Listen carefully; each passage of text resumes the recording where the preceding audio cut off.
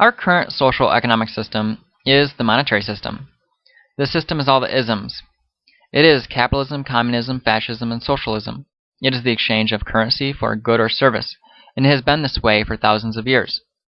Our technology, on the other hand, is updated every day. New inventions and products are discovered all the time, so it is constantly updated. This creates a huge gap that continues to widen. For this system to operate, we must have cyclical consumption, where money continuously flows to the employer, the employee, and the consumer. If one part is disrupted, the monetary system will fall apart and cease to exist. Every business uses cost efficiency to eliminate expenses while increasing revenue. So what is the employer's biggest expense? Well, that's the employee. And since technology increases every day, the employer is replacing the employee with technology. This is called technological unemployment. In 1860, 60% of America's workforce worked in agriculture. Now it's 1%.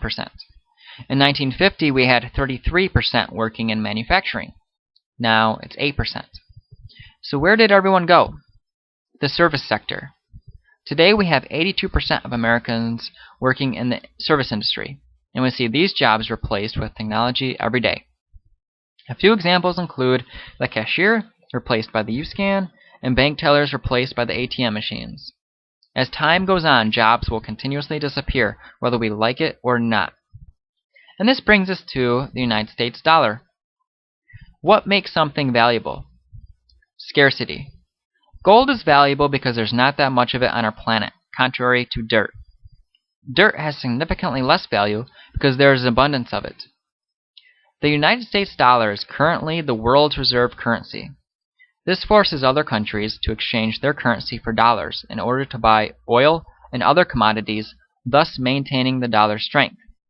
So far, the United States has not had a monetary collapse like Argentina, Zimbabwe, and Germany in the 1920s. Those countries had monetary collapse due to an excessive expansion of their money supply. Currently, China, Japan, and other countries are calling for a new world reserve currency.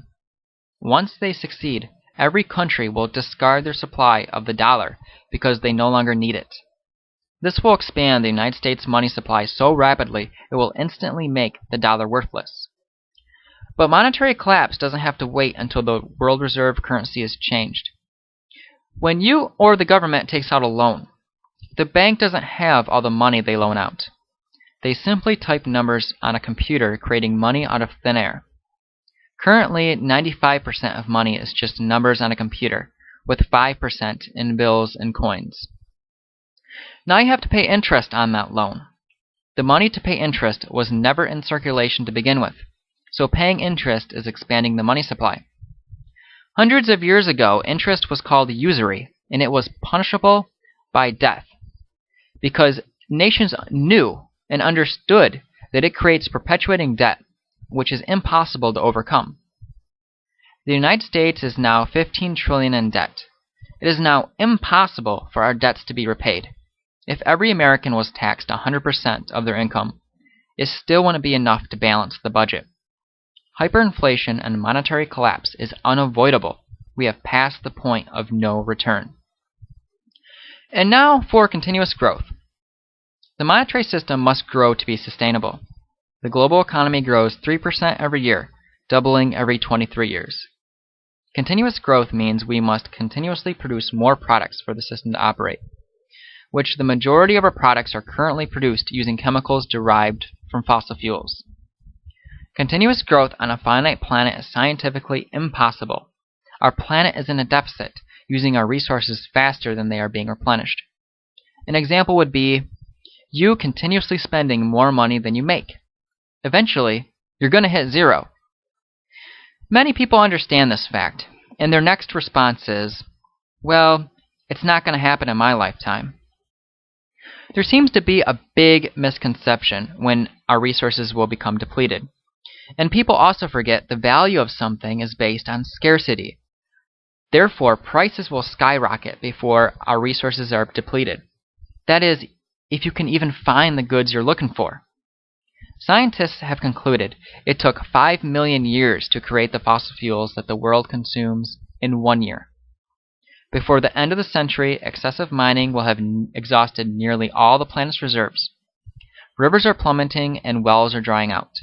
It is estimated the world has hit peak oil around 2010, which means we are in the decline from here. We are expected to hit peak natural gas in 2030 and peak coal in 2040. 13 of the 17 major fisheries are depleted or in serious decline. If these trends continue, stocks of fish will collapse by 2048. Everything in life must continuously evolve, innovate, and change in order to survive. Just like every animal must evolve and adapt, or it will become extinct, and every business must innovate, or it will become bankrupt. The longer we postpone the change of our social economic system, the more destroyed our planet will become. Our generation will have a shift in consciousness, understanding what truly is important in life, thus making different choices and completely changing our world. It's only a choice.